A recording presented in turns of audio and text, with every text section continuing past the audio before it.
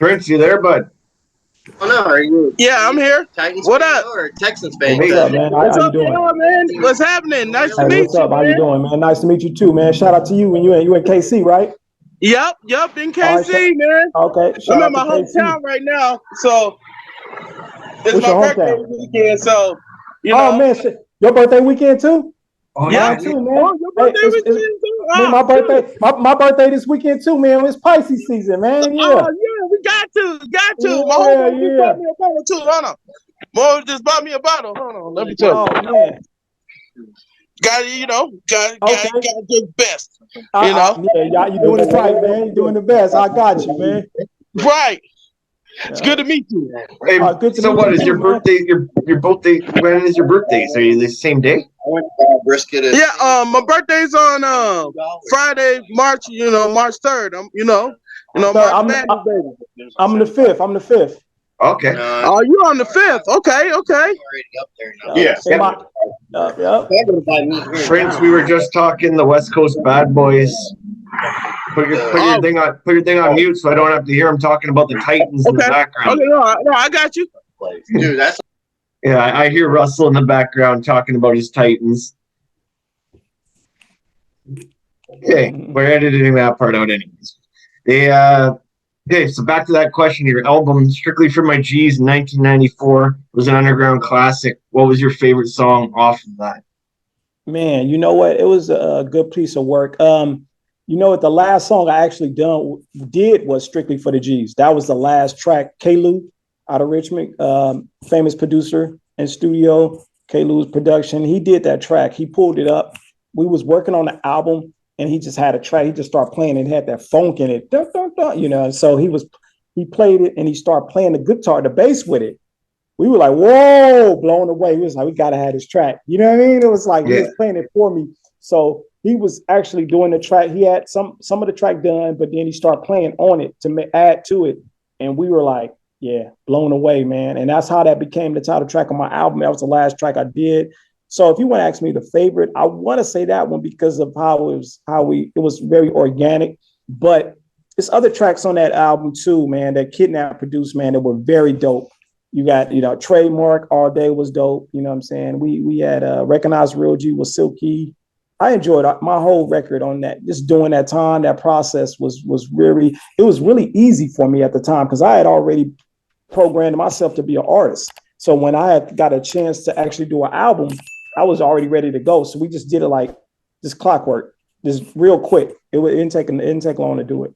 What was the album going to be called before that? We didn't have a title at the time. Okay. Yeah, so it was kind of like we didn't know. I didn't know at the time. It was just kind of like once we did that track, that became the title of the track because it was just that heavy. I feel like that was one of the more heavier songs on the album. So it became the number one song, and on first song on the album, last song that I did. Okay, and you had the album that I got from you when we met at the awards. The Second Wind album. That was actually your third. Yeah. That was your third album, right? Right. Second Wind. Yeah, your second one. Let's talk about that. I forgot to write that note down. Oh, no worries. So the Second Wind album it was more like a street album, basically. I called it more of a street album because back then people were doing mixtapes. So what I did was I had some tracks that were laying up like from Millennium, my boy Millennium and McLaren F1. I had some tracks on a beat CD at the time. So I listened to those. I was like, nobody's doing anything to these tracks. So let me just go ahead and put something out there. So I took those tracks and did songs to them. And then I got a DJ to scratch over the records on each song. So to me, it was my version of a mixtape, but it was like an album because I used my original songs instead of like somebody else's.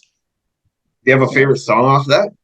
Ooh, I did a lot of songs on there. So I say one of the standout tracks on there is Not Needed. I Don't Need That. It's a song that went featuring me and D Ross, my homie D Ross. We actually did a video for that. That was very fun to do. So you could check that out. I think that's probably one of my favorites on there. A lot of storytelling I did, like when I started the record off, the introduction about me as an MC. And then I talked about how I woke up and started my day. That was kind of fun to do songs like I love to do songs like that, like, tell a story. you know, so I was telling the story on there, but it's a lot of good songs on there, but I think those are like really the standout songs for me. But like I said, I pretty much enjoyed the process of making that, because that's when things wasn't going the best for me. And I just went ahead and did that, you know? Yeah, we'll try to drop the highlights in of that, like right there as you're talking about that video. So that'll be good. Prince, you want to shoot one? Yeah, I can shoot one. You know, being part of, you know, West Coast Bad Boys was a dope feeling, you know what I'm saying? RP Toby Costin, like, and being dope as he is. How was it working with Tobin? School for criminal justice, so she can be a crime. And she thinks. Yeah, he said Tobin Costin. Yeah, how was it working with Tobin? Time and how was it? Yeah, how was Tobin Costin? grades, that stuff. Which one? Who is that? I'm not for sure who you're talking about. So that's what we were saying earlier. He was the Master P's like right-hand man. Yeah, Oh right. man, yeah. You know, well, you know what? I wasn't right hand with him like that. So I mean, Okay. that was probably his right hand man, but I wasn't for sure. I didn't really know of him. Like I knew P, but I didn't know of him like that. Yeah, because I think the West Coast Bad Boys, he was the executive producer. It was him and Master P that were the executive producer of that album. Oh, okay. Yeah, so I wasn't for sure. Yeah, I wasn't in tune with him like that. It's not like we were like the best, you know, friends. So Yeah. I knew of P because, you know, when he came to Richmond, he opened up a shop. He opened a store out there. He was selling his records. He had the black and white cassette tapes. I mean, I seen him when he was, you know, I was very young, a kid. So, and I'm looking at him like put out albums. I'm like, who is this dude? You know, putting out albums. But you could see, looking back, I seen the vision in this guy from day one. It's not mistakenly that he's a millionaire, because he's done this groundwork from day one that and at the time he wasn't even looked at as somebody that you would think that is going to do this, but his dedication for it and the way that he did everything, he made himself look like he's the man even when he wasn't the man. So that's why you got to tip your hats off to people like that. It's like, hey, I'm doing this regardless, and I'm gonna look like I'm doing it, but even if I'm not, you know. So, shouts out to him for that. This one, Right, Yeah. and also I just wanted to say, man, like, it's not. you know, wait till next week. first thing you know about, you know, I don't know what happened. you know, music, man.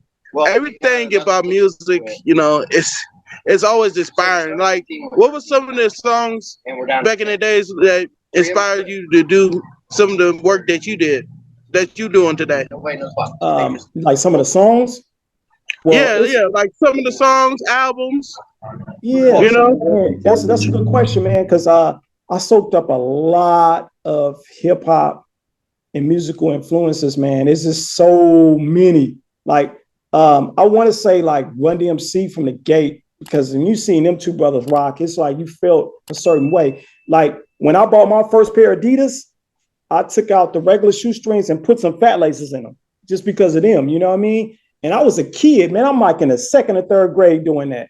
You know, that's how, and that's why I say them, because that was a very that impacted my life. You know what I mean? That made me want to be an MC. Like, and I'm not thinking I was going to be an MC at that time. I just like the culture. I'm like, ooh, they rocking. So I would say Run DMC, because they was rocking at the time, man. You know what I mean?